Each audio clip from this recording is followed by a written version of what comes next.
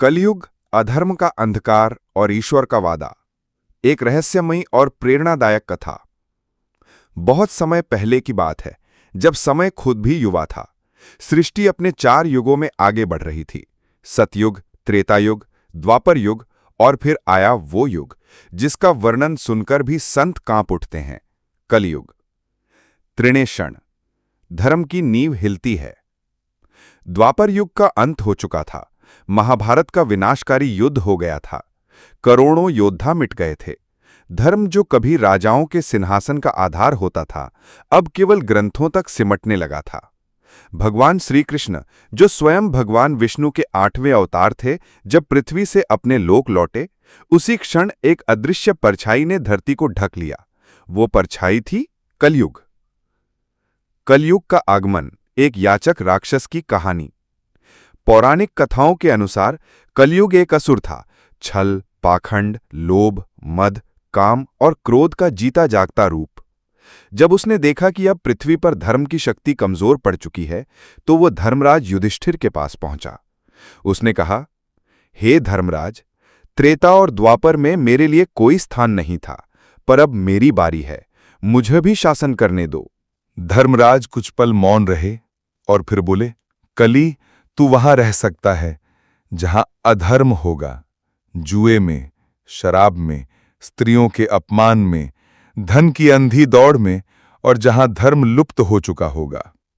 कलयुग हंसा और बोला, यही तो अब हर जगह होने वाला है।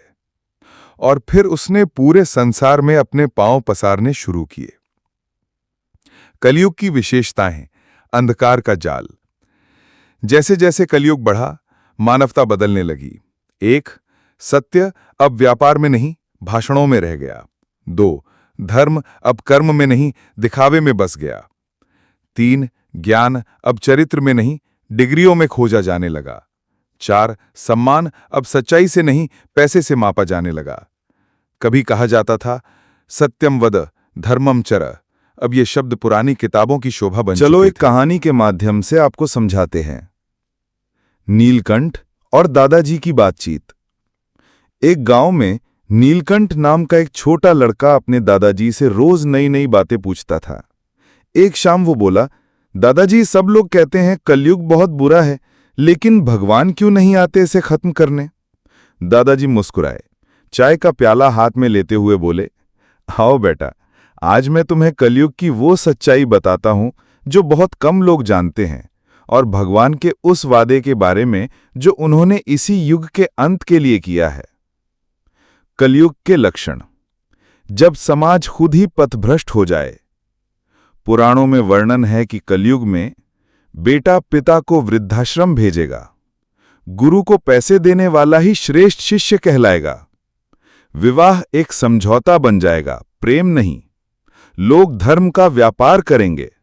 झूठे बाबा चमत्कारों के नाम पर लोगों को गुमराह करेंगे।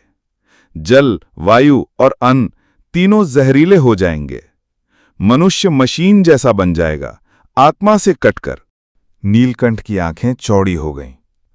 तो क्या सब खत्म हो जाएगा दादाजी?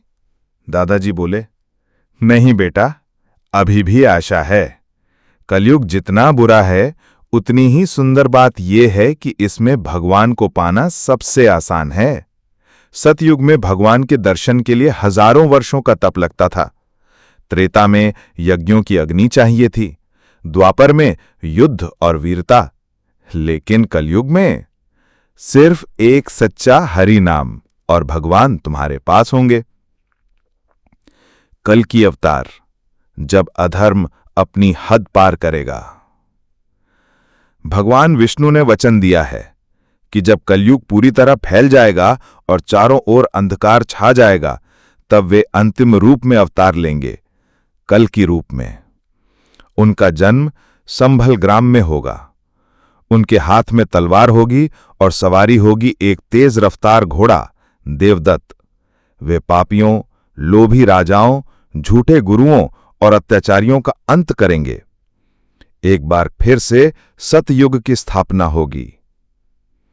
तो हमें क्या करना चाहिए? नीलकंठ अब गंभीर हो गया। बोला, दादाजी, क्या मैं कुछ कर सकता हूं?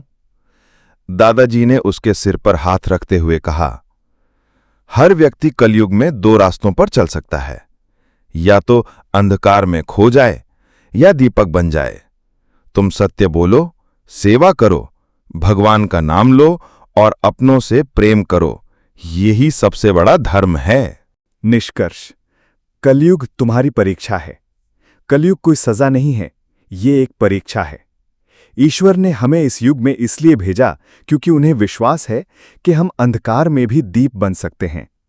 और याद रखो, कल की तब आएंगे जब आखिरी उम्मीद बुझने लगेगी, लेकिन अगर तुम उम्मीद बन जाओ तो शायद भगवान को जल्दी आना पड़े।